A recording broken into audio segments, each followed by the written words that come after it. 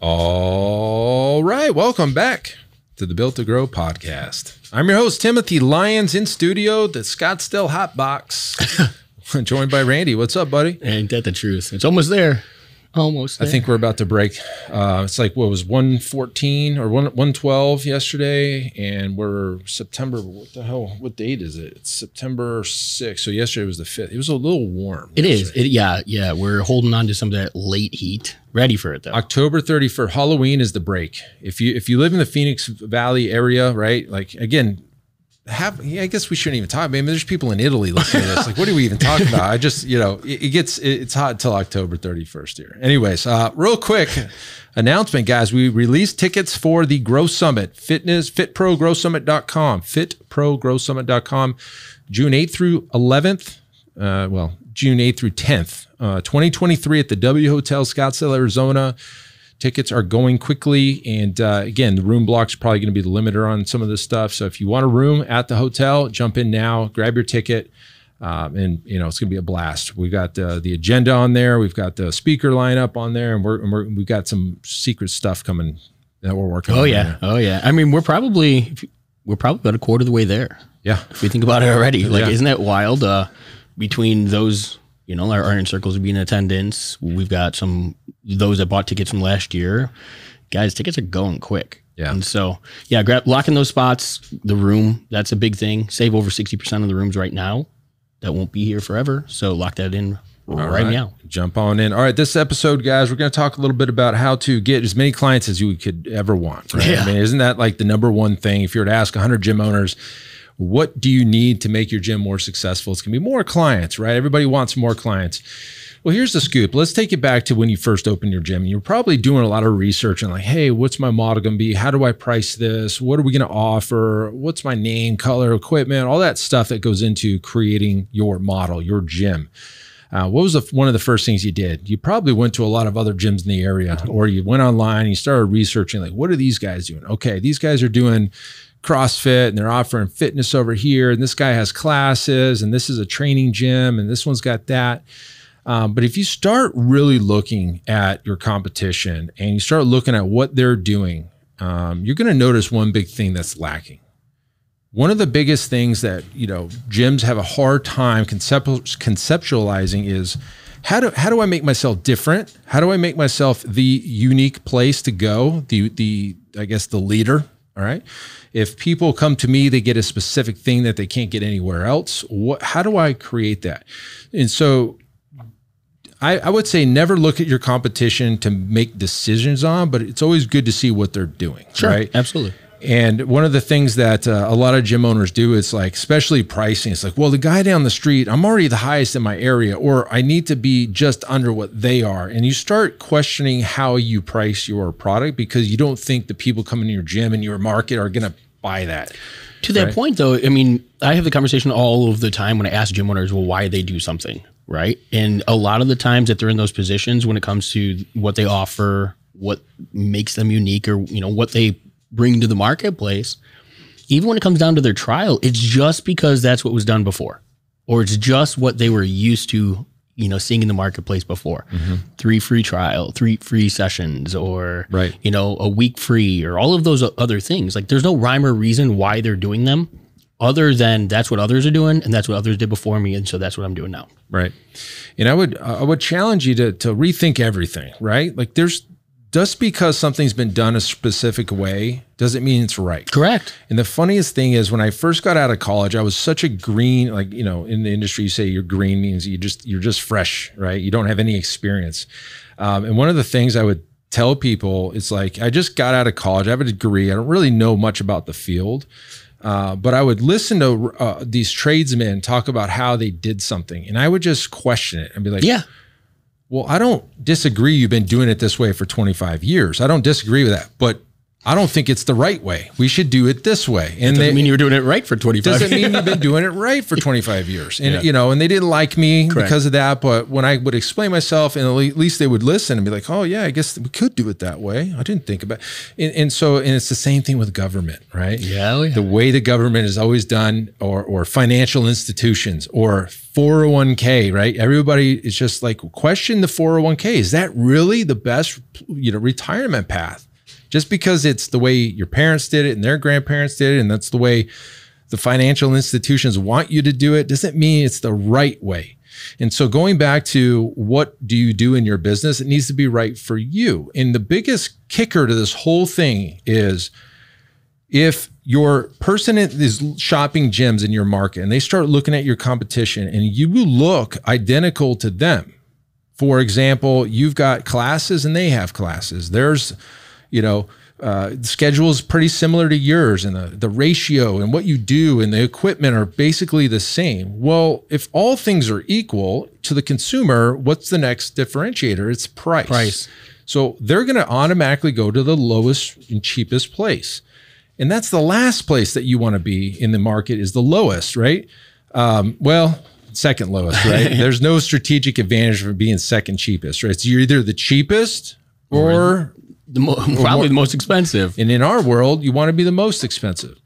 There was a video that I put in the Business Talk with Fitness Professionals Facebook group, and it was amazing. So basically, everybody's heard of Payless Shoes, right?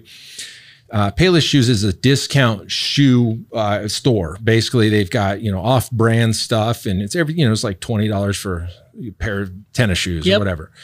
And what they did as a case study, and it was amazing. It was great. Was they went to New York City and they did this grand opening, and it was basically they put like a posh name on it, and they did a grand opening red carpet event, and they stocked it with all Payless shoes. Yeah, they like white labeled Payless. Yeah, they just put different names on the actual shoes, and they interviewed people holding up the shoe and why it was so unique and why that shoe's worth $687. And oh yeah, what a great deal at $700 the shoe is. It's so, I love the way it's this, and I love, do you see the craftsmanship on this? And then basically they just proved the point that the fact that they were more expensive, it made them more valuable in the consumer's eyes. Perceived value. And I thought it was so unique. And they were like telling people, you know what? These are our Payless shoes that you got in your hand. They could not believe it. And they felt duped, obviously. Yeah. But it just goes to show you the price point that you offer has the perceived value of quality. Absolutely. Right? We've talked about even price anchoring. Mm-hmm. Having something on your price sheet for that person who can and wants it all. Wants the best. Right? They want the best of the best, the unlimited option. They want no restriction. Just give me what you have, and I want it all. Yep. And it doesn't have to be for everybody. And again, don't go break your systems in order to have something like this on on your repertoire. That's the opposite of what we would recommend or suggest. But if you have the ability to facilitate that, you need it on your menu. Some small percentage of people will purchase it. Mm-hmm. And then what you're doing is you're also anchoring that price point. You're showing the whole range of what you can provide. And so when somebody sits down across from you and, the spectrum is that higher price point is based on that total opportunity at that value, everything else seems a little bit more affordable.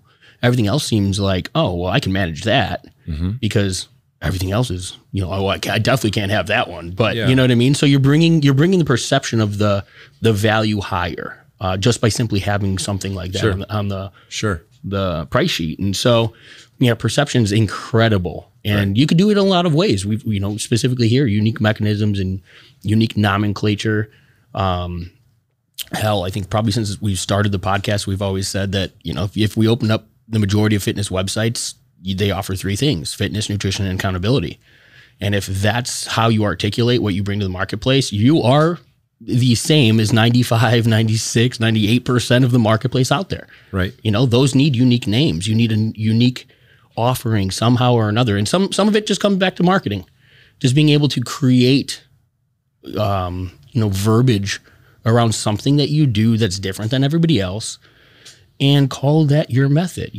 Put your flag in the ground, put your belief around it. When you claim it, you own it.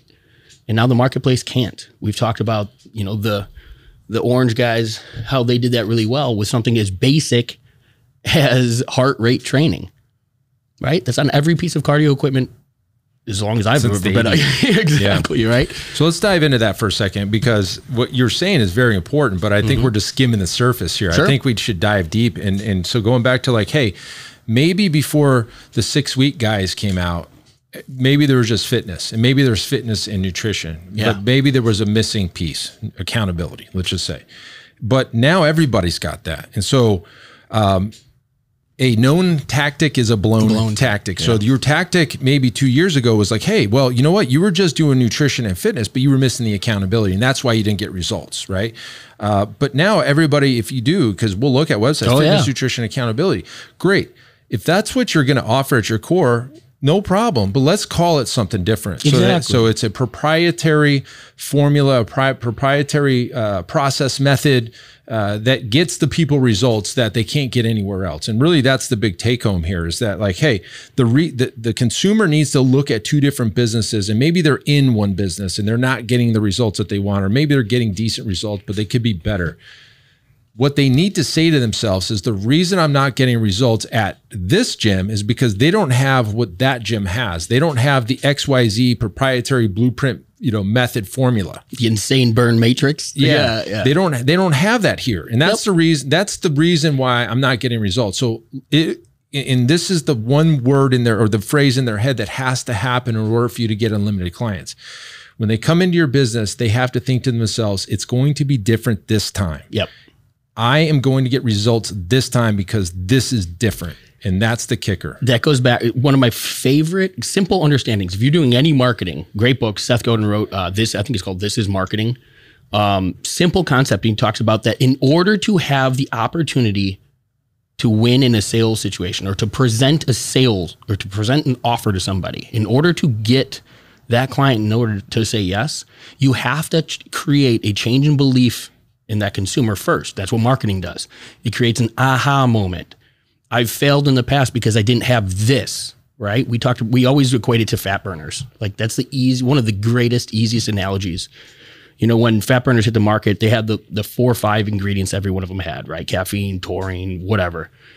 But then you go down and you have that proprietary complex. And initially it was, just this company's array of the same ingredients everybody else has, but in a unique ratio that they're not telling everybody, right? And that's what got clients results.